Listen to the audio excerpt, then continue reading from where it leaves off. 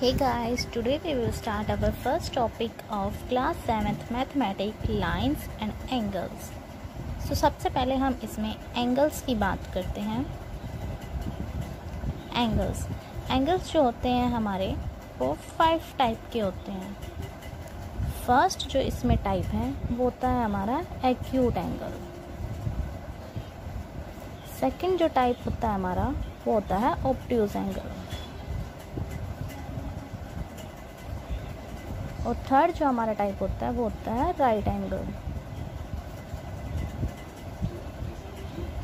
Fourth type होता है हमारा स्ट्रेट एंगल.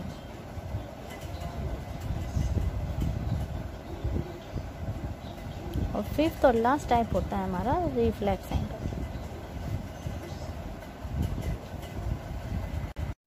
जहाँ तक कि एक्यूट एंगल की हम बात करते हैं तो एक्यूट एंगल हमारा वो होता है जो लेस देन क्या होता है 90 डिग्री के एंगल के इक्वल होता है. जो लेस देन क्या होता है 90 डिग्री के इक्वल होता है वो हमारा कौन सा होता है एक्यूट एंगल. ऑब्ट्यूज एंगल कौन सा होता है? ऑब्ट्यूज एंगल होता है ग्रेटर देन 90 डिग्री एंगल. जो हमारा 90 डिग्री के कौन से ज़्यादा होता है उसे हम क्या कहते हैं ऑब्ट्यूज एंगल. राइट एंगल जो होता है हमारा वो होता है इक्वल टू 90 के. इसको हम इस तरीके से भी शो कर सकते हैं. ये जो हमारे यहाँ पे एंगल बनेगा वो हमारा राइट एंगल माना जाता है. नेक्स्ट हम बात करते हैं स्ट्रेट एंगल की. स्ट्रेट एंगल जो होता है वो हमारा होता है 180 डिग्री इक्वल की. तो हम इसको किस तरीके से डिफाइन कर सकते हैं?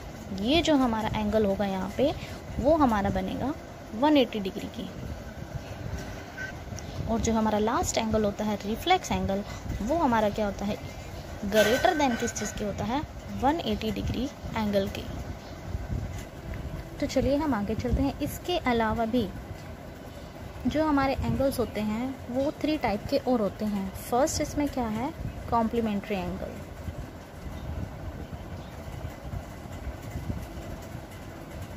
कॉम्प्लीमेंट्री एंगल देखिए कॉम्प्लीमेंट्री एंगल में क्या होता है जो हमारे 2 एंगल्स हैं उनका जो सम होता है वो किसके इक्वल होता है 90 डिग्री के इक्वल होता है. जब हमारे 2 एंगल का जो सम है यानी कि जोड़ है वो किसके इक्वल हो 90 डिग्री के इक्वल हो तो उसे हम क्या कहते हैं कॉम्प्लीमेंट्री एंगल. फॉर एग्ज़ाम्पल हम मान के चलते हैं एक एंगल 30 डिग्री का है और दूसरा जो एंगल है वो 60 डिग्री का है. तो जब हम इनको प्लस करते हैं क्योंकि इन्होंने बोला है 2 एंगल्स ऑफ सम 90 डिग्री तो ये 2 एंगल जो हमारा है इनको हम ऐड करेंगे. ऐड करने के बाद हम क्या देखते हैं इनका जो सम है वो कितना आ रहा है.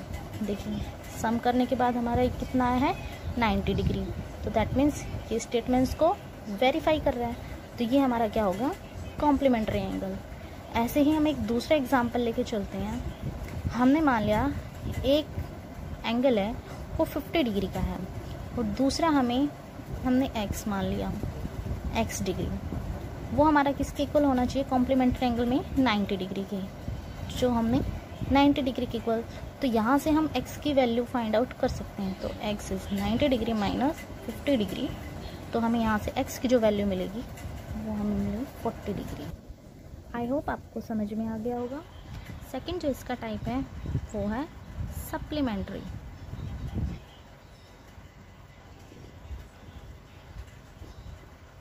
Supplementary angles.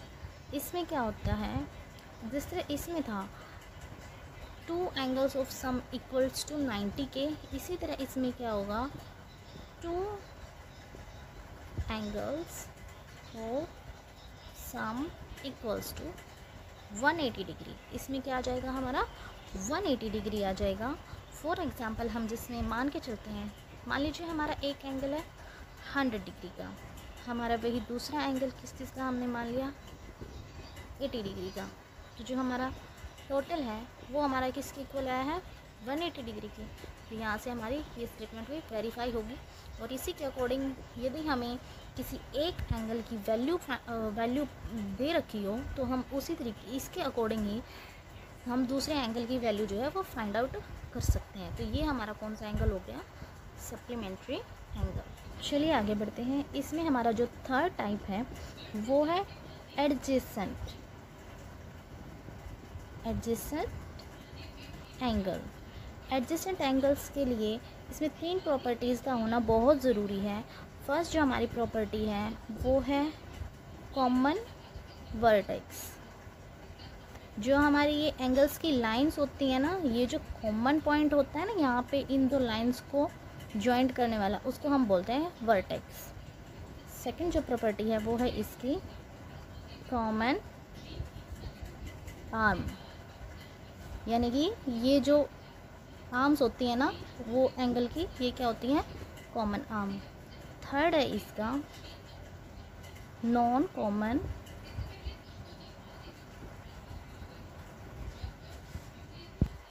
आर्म्स ऑन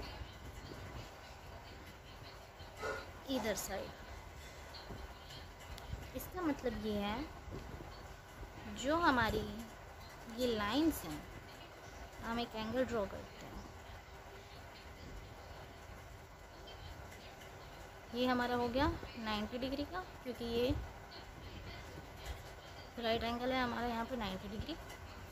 ये हमने मान लिया ए, इसको हमने मान लिया बी, इसको सी, इसको ओ।